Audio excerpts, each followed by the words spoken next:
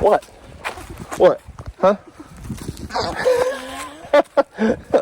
You're so cantankerous. You're just like your dad. You know that? Huh? You're just like your dad. But also, the framers have been here. And this is going to be awesome. It's going to turn out really neat.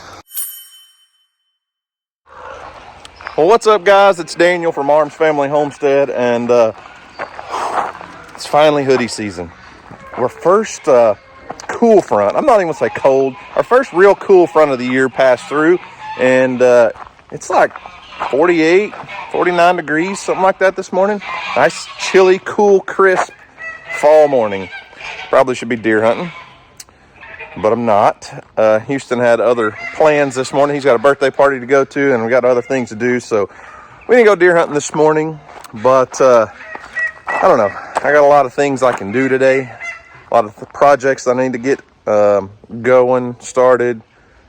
I don't know, maybe finish some other things that I haven't finished. But anyways, we're going to walk through here, check on the animals, and I want to show you. Remember, we planted the goat pasture and all that fall wheat and rye mix.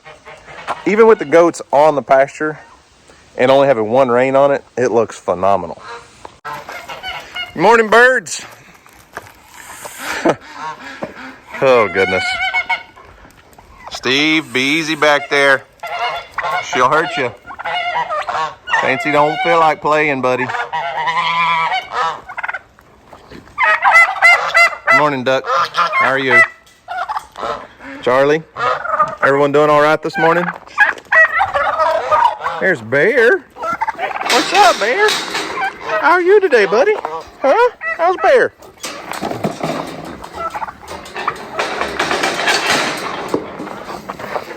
RJ. What's up? You being cantankerous? Huh? Goats are all doing well. Still got Copper and Isaac on dad duty. And man, it's crazy how well they're actually doing together.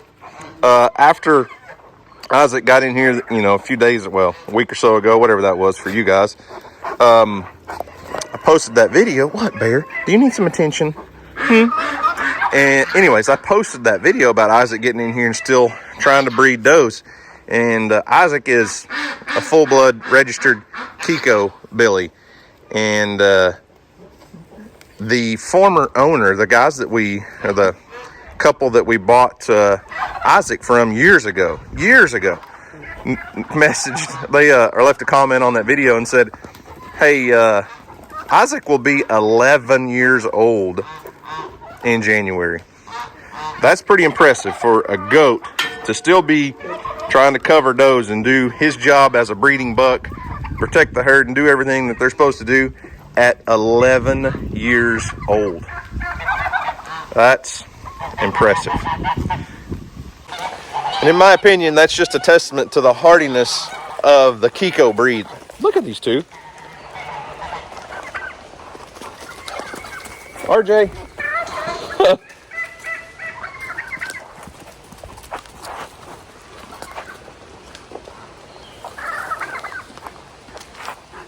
Anyways, the Kiko goats are just an amazing breed of goats. They were once originally, feral goats in Australia.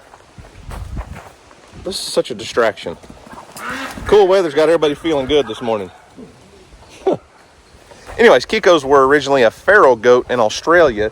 They were captured and brought over and have been bred, and now they're just an amazing, hardy meat goat breed. They don't put on all the meat, the weight that a straight purebred Boer goat would do. The big white goats with the red head.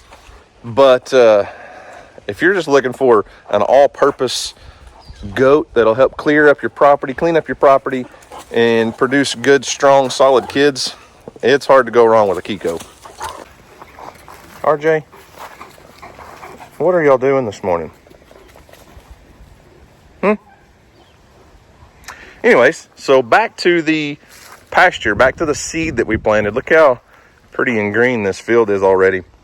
There was quite a few areas that were, basically bare dirt. I mean, up here close to the barn, But look how well that cedar does at planting. You can see I missed a little space there, but man, this is just a wheat and rye mixture, and it is coming in thick and lush. And if I could keep, you know, a good rotation on pastures, it'd be nice to let this go for 60 to 90 days. What?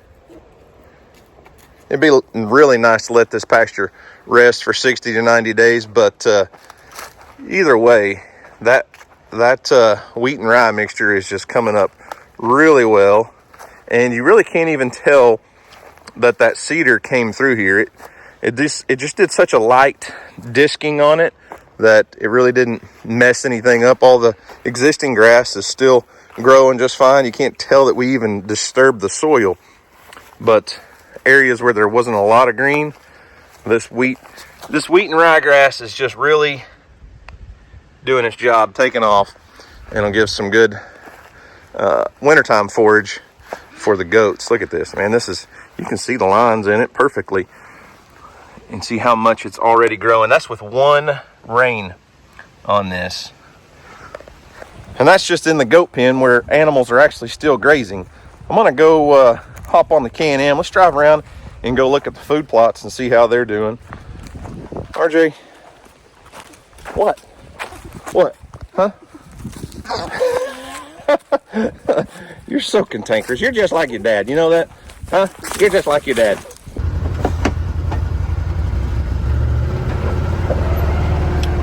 Earl decided he wanted to ride this morning.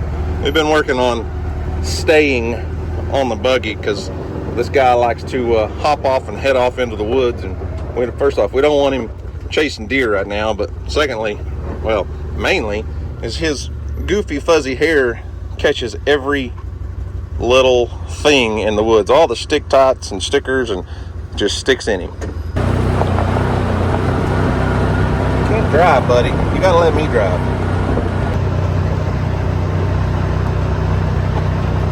What? You gonna go with me? Let's go look around.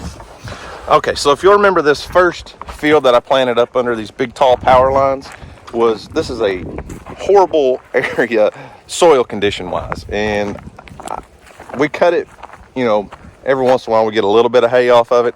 This side gets really good Bermuda grass down the hill a little farther, but this was an area that we planted in that green cover seed. It was their like a fall soil builder. I can't remember the name of the seed variety, but it's supposed to help build the soil. Okay, well, it is coming up, but this area does not have near as good a soil as down there in the goat pasture. That's more of a creek bottom land.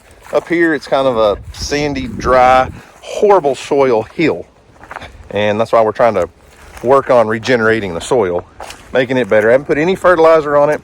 This could really use a rain, but it is coming up.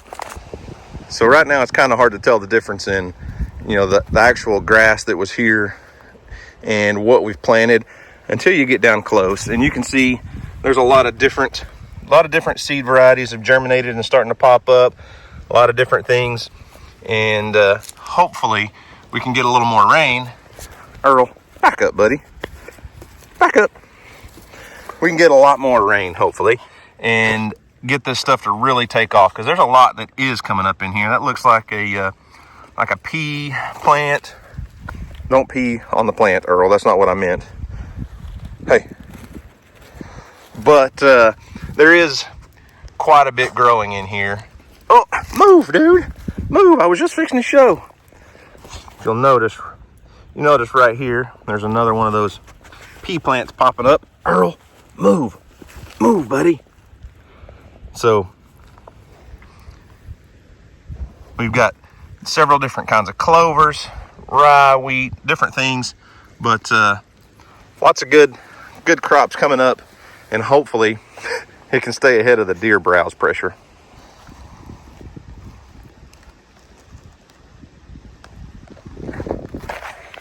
Our biggest holdup lately is rainfall, and I think if we could get just, you know, a little bit of rain, even just a quarter to a half inch every week to 10 days, it would tremendously help this take off. I do want to fertilize this. I haven't put any fertilizer on our ground here at all. lately, and I say lately in years, except right around the, you know, the goat pastures and stuff. I have fertilized them, but I don't know. Hopefully this food plot does good. This side I didn't disc it near as heavily, and there was a lot more Bermuda grass growing out in here. There were some bare spots, but it is still coming up really well in and amongst the grass that's there. This was just kind of a bare spot under the trees, but you know, the goal is to keep something on the soil. I don't want to see bare soil because old Justin Rhodes used to say all the time, Mother Nature's modest and does not like to be uncovered. So if she's uncovered, she'll find a way to cover herself up, and that's usually weeds. But this is all our green cover seed that's coming up over in the areas, like I said, where there was more grass. I didn't want to kill the Bermuda grass. We didn't spray anything. We're just seeding in and amongst the field, okay? And that acts as mulch a little bit. Now, we're not perfect. If I had a no-till seed drill, that would work a lot better. But this is just like mulching your garden. We've got dead grass here and seeds, or you know, small plants coming up in through that and growing everywhere. And we're going to get a lot of deer browse pressure on it, I have no doubt. But I'm curious to see how this blend does. Earl done ran off on me. Come on, Earl. He was headed back to the house. Where you going, buddy? Get on. Let's go.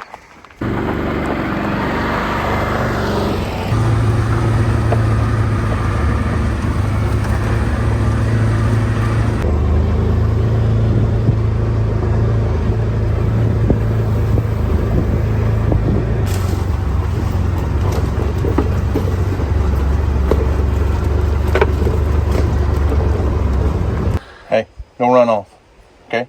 Stay with me. So this is my little 2 acre, we're gonna call it the creek bottom field. When I planted, you guys saw me plant this. The pond's up that way, we just drove by it, and the creek is just through that timber line over there. And this entire 2 acre field was planted in that green cover seeds fall pressure release blend. And it's a blend that's made for browsing pressure, high browse pressure from wildlife, from the deer. And I did not just completely disc up the whole field. We just overseeded, lightly disc, overseeded, and it's coming up great. It's looking good. I really, really, really wish we could get another rain on it, but it's coming along. Now, obviously, I'm not great at identifying all of the crops as they come up, but clearly you can tell the native grass that was here, the grass that was already existing. But there's a lot of, you know, brassicas, so there's kale and rape and turnips and clovers and different things coming up. Look at that one right there. That's some sort of bean or pea. But you know what it really kind of looks like is a young okra plant. Earl, dude, I was showing the people that. I don't think that blend has okra in it, but I know some of the green cover seed does. They actually have a whole okra seed that you can buy as a cover crop and do an entire field in cover crop that's just okra.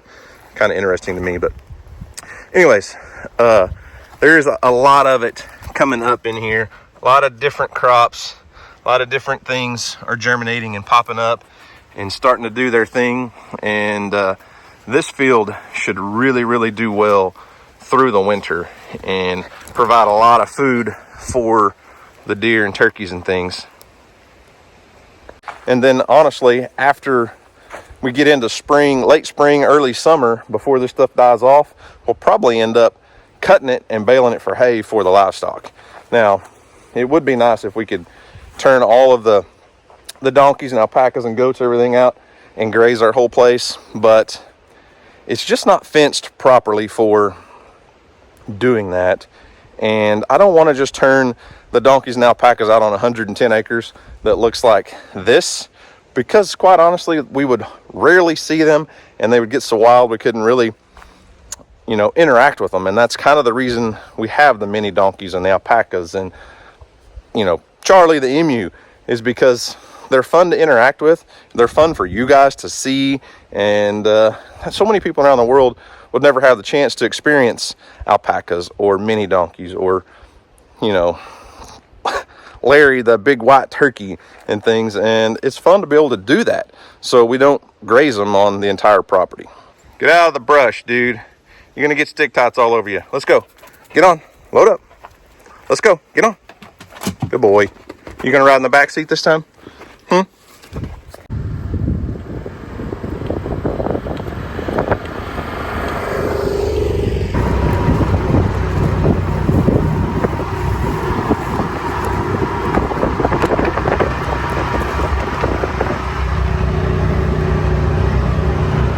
Okay, I got one more field that I want to show you, and I planted about 2 acres in this field. It's not the green cover seed, it's just the pasture mix that I bought from the local feed store. So it's wheat and rye mix. It's the same thing I planted in the goat pen that's doing so well. Now this field typically is just a hay field. I really don't usually plant a food plot up here for the life or for the wildlife. A lot of it is native grass and Johnson grass. So you guys saw I was cutting down a lot of that Johnson grass the other day that was 6-8 feet tall. There's still a few patches out here that I want to get rid of, and it's, like I said, mostly native grass, like big blue stem, little blue stem, some different things. And that thick native grass is really good bedding cover or just really good cover for lots of small animals, you know, the birds and the rabbits and all the little stuff. The deer, you know, kind of wade through it. Ooh, there's a deer right in front of me right now. Hang on.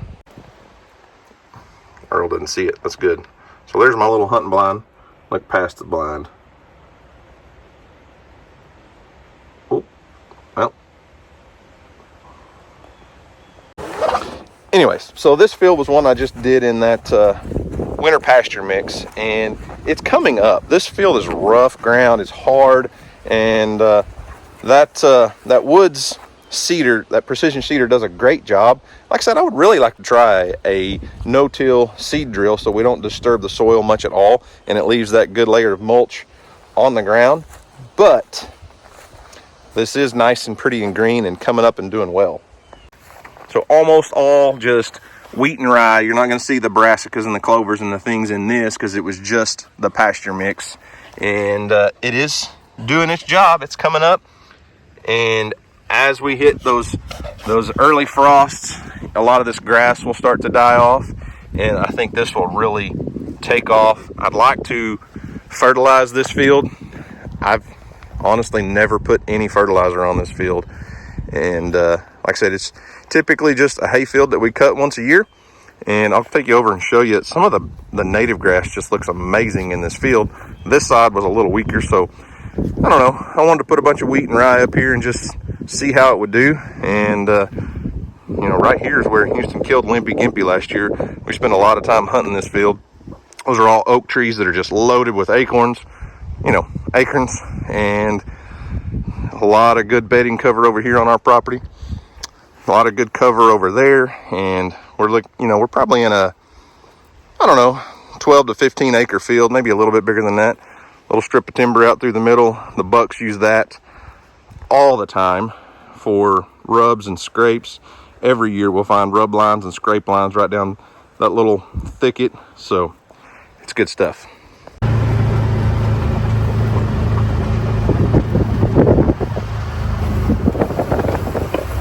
So this is the other side of that field that's all just native grass, and we did bale hay off of this earlier in the year, and it has grown. It's back to about 3 feet tall. All the native grass is starting to go to seed, which we love to see.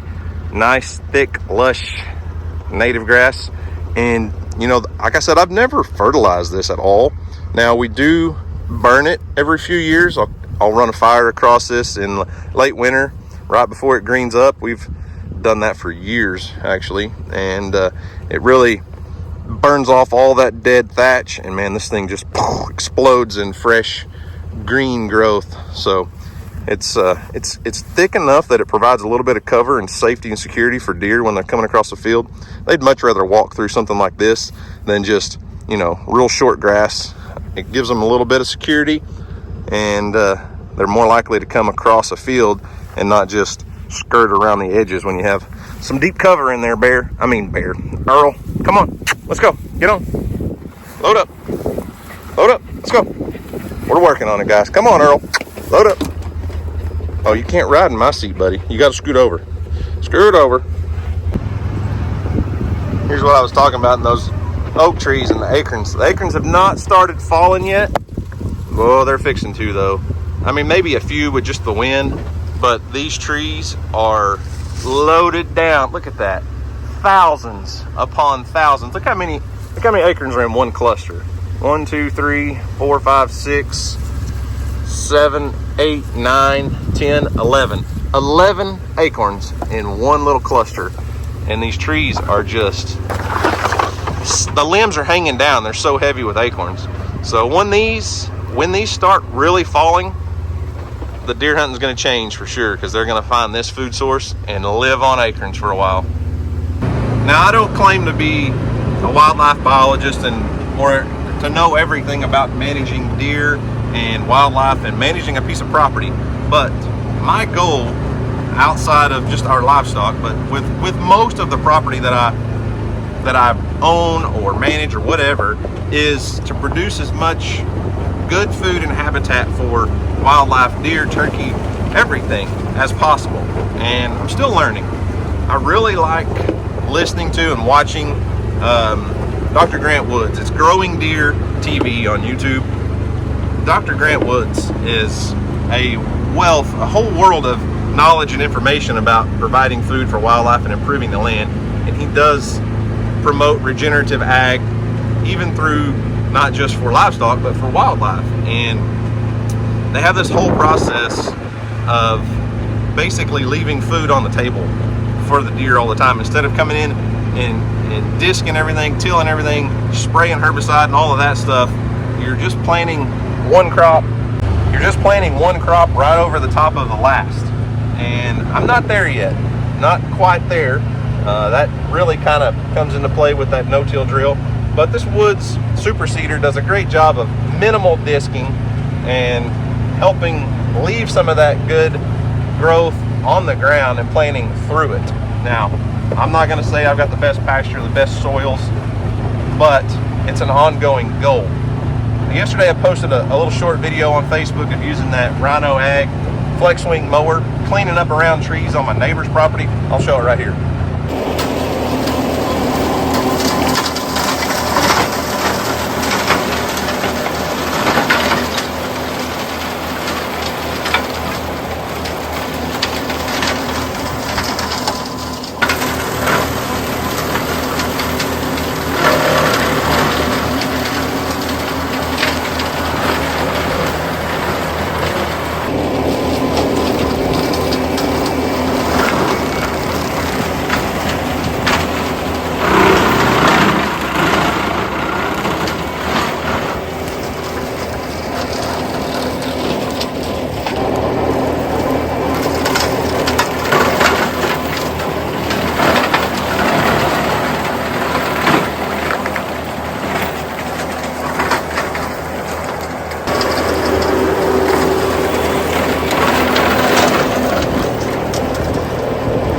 Quick question for you. If you were a property owner, which would you rather have? Listen, I'm not pointing fingers at anyone, but a lot of people don't realize how much work goes into owning a piece of rural property. But let me show you a couple examples right here that I've been working on in just a few minutes. So I got the TYM hooked up to this big Rhino Ag flex swing mower, and I'm cleaning up around some trees on my neighbor's property that have not been cleaned up around in decades, probably at least 10, 12, maybe longer years. So I just went around this one. That's not a finished project. Still got a few things to trim, but here's what they look like beforehand. They've just been left to grow up, and it looks horrible. So here's one that's half done and half untouched. Big, beautiful pecan tree, awesome shade tree, makes pecans. And in just a couple minutes with this 10-foot mower, we go from unusable mess that nothing can enjoy except maybe a snake to where grass can now grow, cattle can graze, whatever it is. Just takes a little bit of maintenance. And this thing works great.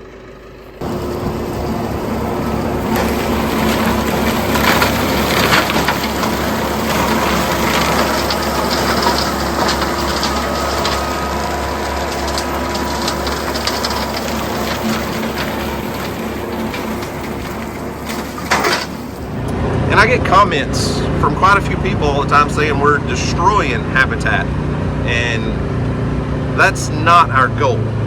Yes, we are knocking down the brush. I'm sure there are birds and small animals that live in some of that stuff currently, but we're trying to make better habitat. And there's a ton more places for small animals to nest and roost than what we're just knocking down around those big pecan trees. The weeds in those fields on my neighbor's place are waist high. There's very little grass underneath. There's no reason for most wildlife to stay in that stuff. So we want to knock the weeds down, give the grass a chance to grow, and give the wildlife something they can actually use besides weeds and brush. And trust me, there's plenty more nesting sites, nesting places and areas around the property other than what we're cleaning up in those fields.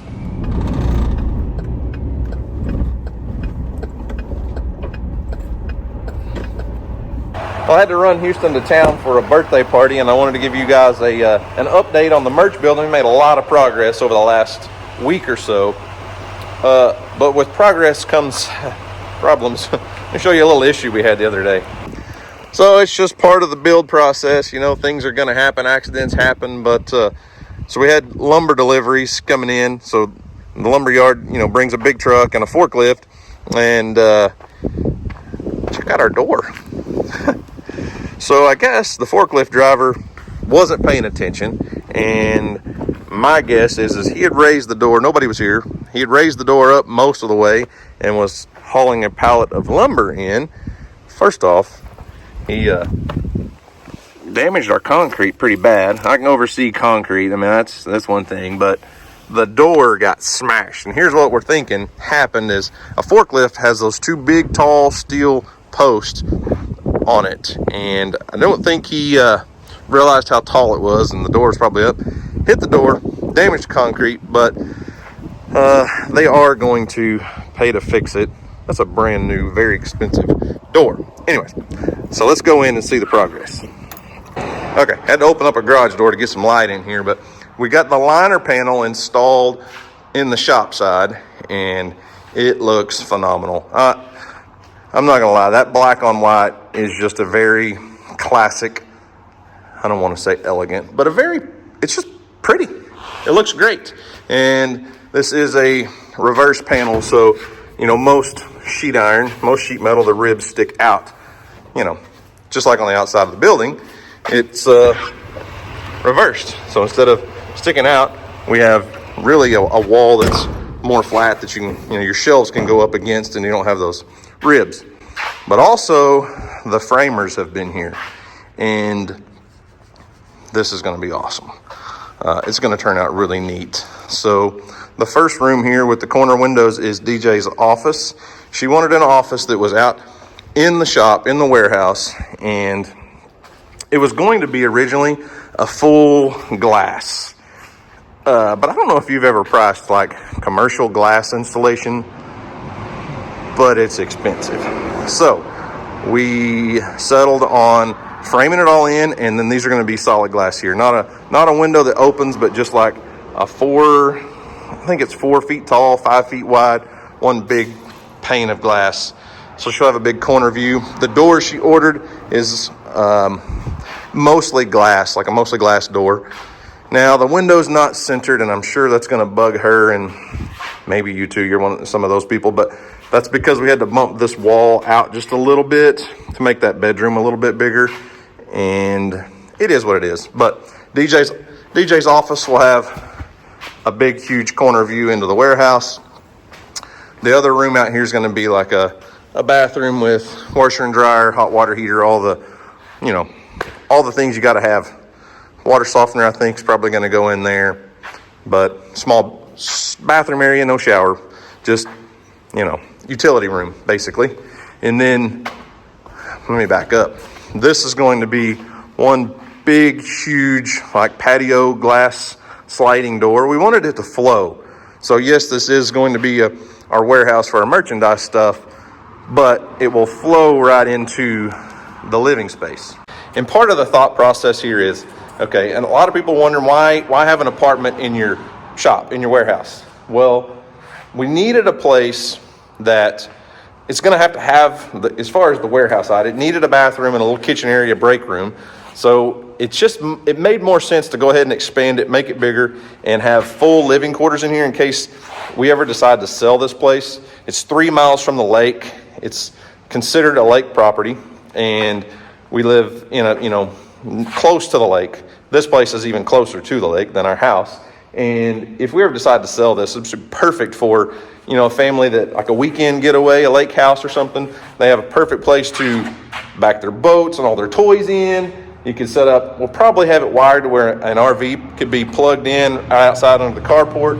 And secondly, it's going to have some bedrooms in it for us, for our use, for when people come in from out of town, when friends come here to stay. If we do collaborations with other YouTube channels, cameraman Ron likes to come to Oklahoma all the time. He just wants to hang out with the cool kids, I guess. And you never know. Some other YouTubers, Nathan from Out of the Woods, may want to come to Oklahoma and, do some sawmilling or something. I don't know. Anyway, so bedrooms. This is a good place for, we'll call it a YouTuber apartment, I guess. Oh, and one other thing is family events. We host all of my wife's family holidays and stuff, and this is going to be a perfect place for that. We'll have a huge gathering area for family. It's going to have a kitchen, and we can open this up and set tables. We can play games, because I'm sure the warehouse isn't going to be completely full, but, we can set up cornhole boards and tables, and we can just have, Thanksgiving here. But anyways, so come in. That's the front door. You guys have seen the outside, big covered, two-sided porch. Kitchen area is going to be here, like an L-shaped kitchen, and 2 bedrooms, and with a bathroom in the middle. Now, the bedrooms are small. We're not talking about master suites or anything, so smaller-ish bedrooms. Each have their own closet, and my thought is, since nobody's really going to be living here, we don't need a big giant dresser in here. So what we'll probably do is just build in a few drawers in the closets, have a built-in, place for clothing storage or whatever, hangers and stuff, instead of having a big dresser. So bedroom 1, bathroom in the middle.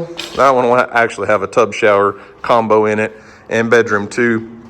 Now, like I said, we had to bump this wall out just a little bit to make it a usable room, because all the framing goes inside. So basically, on our plans, it was set up for outside dimensions.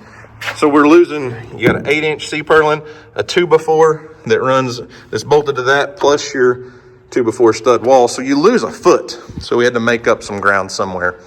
Now, there is going to be a wall continued up from there. That'll go on up to the ceiling. So it'll be 2 separate spaces. We're going to leave that open. How cool would it be, like, if you had, like, let's say, like a big coyote or a bear or something mounted? You can set him up there on that ledge, but it just kind of gives the open feel. So ceilings are all going to be exposed ductwork. Everything's just going to be one big open feel. So there you have it. Go back out into the shop, start packaging t-shirts and, Arms Family Homestead hats and whatever else we may be selling on our website. Yeah, there you have it. So next is electrical. The electricians are supposed to be here Monday, and I talked to the plumber this morning. He's supposed to be out in the next however long it takes the plumber to get here. I'm going to say a week or 2, but maybe longer than that. I talked to my wife's brother, not Dusty. She's got another stepbrother, but we call him brother. That's actually where Houston's at right now, but he's our heat and air guy. So he's going to come out this week and start figuring out what we need to do for heat and air. Sheetrock. I mean, we're coming along. We're coming along, guys. It's moving fast, but as soon as we get the 2 areas separated, we'll have electrical in, a week. Technically, DJ could start moving into the warehouse pretty soon. The goal was to get her into the warehouse side before the Christmas launch, which is going to be sometime mid-November. I don't know exactly when her dates are. She's been working dude, guys, she's got so many plans for our Christmas launch this year. It's a good thing we built a new warehouse. Anyways, yeah. So let's go back to the house.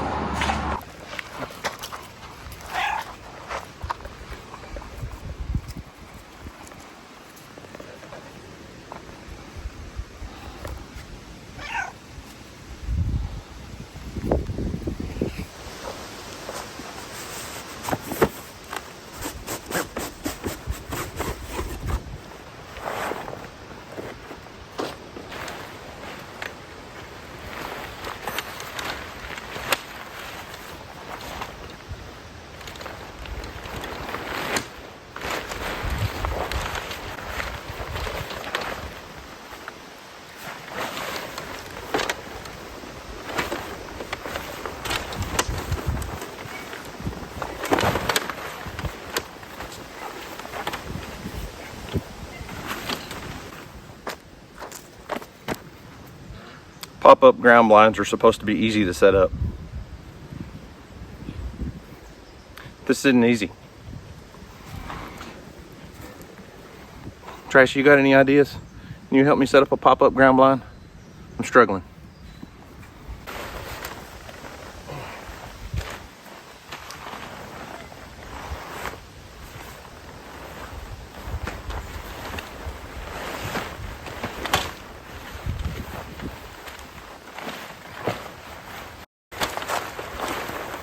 One slightly used, like new pop-up ground blind for sale. Barely used, like new condition. Make an offer. Actually, come and get it and I might give it to you.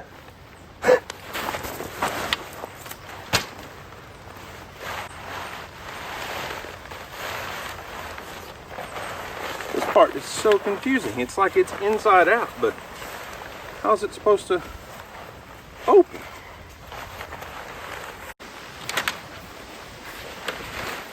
There. I think I solved the problem. Figured out the cheat code.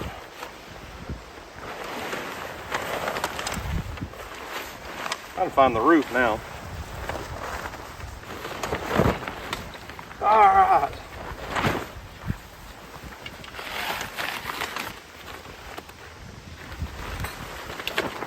Oh, we got her whooped.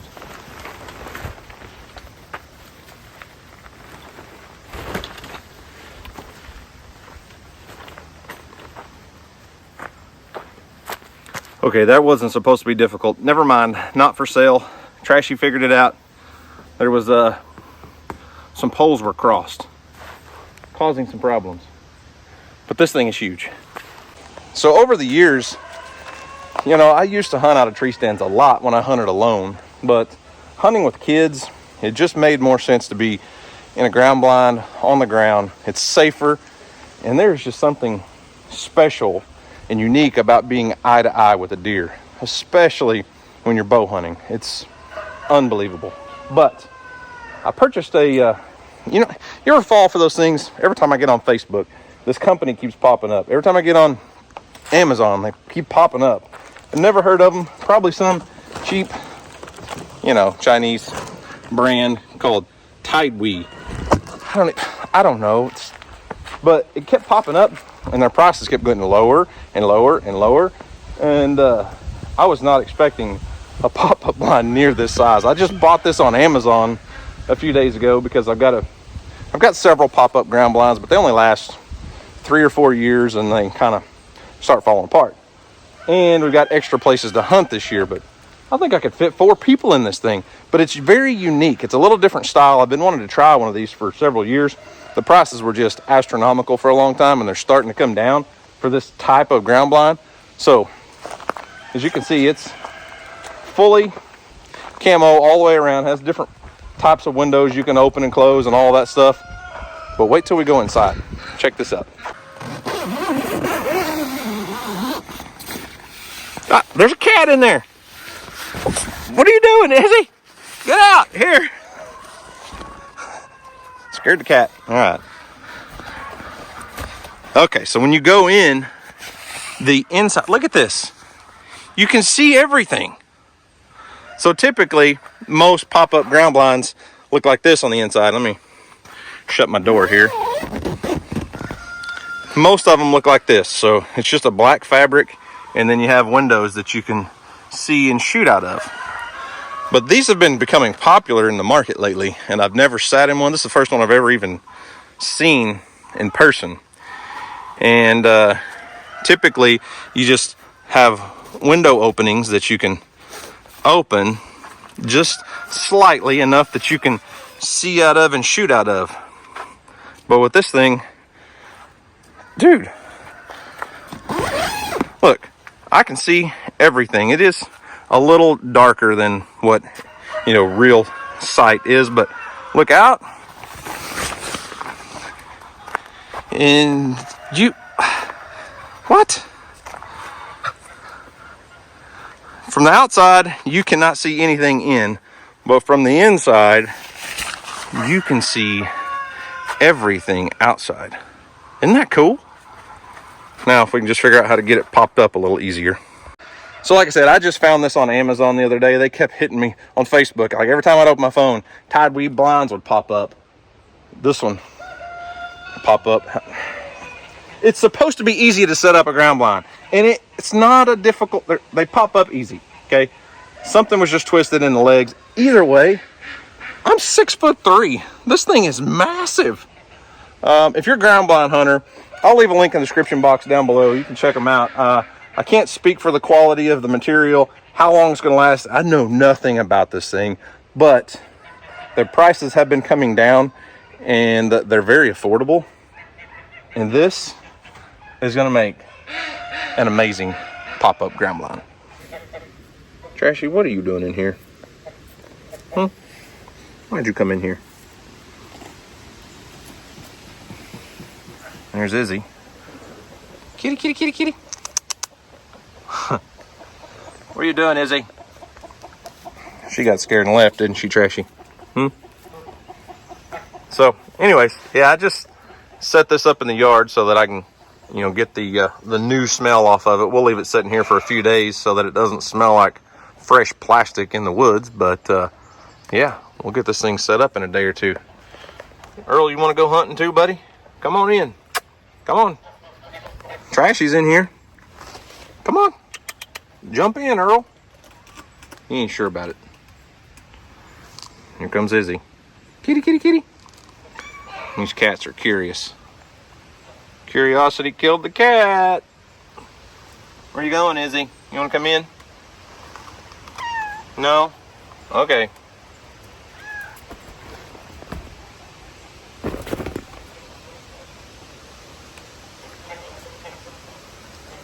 So anyways, there's an update on a few things that have been going on around the farm. Food plots are doing good. Winter pasture's doing good. Like I said, we could use some more rain. And hopefully it'll come. We'll get it eventually. And deer season is, it's going. It's going. We haven't harvested any deer yet, but it's just a matter of time. We've got some really nice deer on trail camera at Mill Creek, and Houston is doing a great job being patient. He's had some opportunities to harvest some smaller deer already. Youth rifle season's coming up really soon, so hopefully we'll get Emily in the woods. She hasn't been as interested in deer hunting yet this year. I think she's a little intimidated by the crossbow idea, so I'm sure she'll come around once it's rifle season. But, she is a 15-year-old girl who's really involved in sports and friends and boy things, typical 15-year-old girl stuff. But she's got a good opportunity to put a hurting on a big buck this year, and she always likes to compete with the boys in her school, her friends. She's got a lot of guy friends that hunt, and a few ladies. But anyways, it'll happen. It'll come. So guys, that's all I've got for today. Thanks for watching. I hope you enjoyed it. You guys have a great day, and as always, we'll see you on the next video.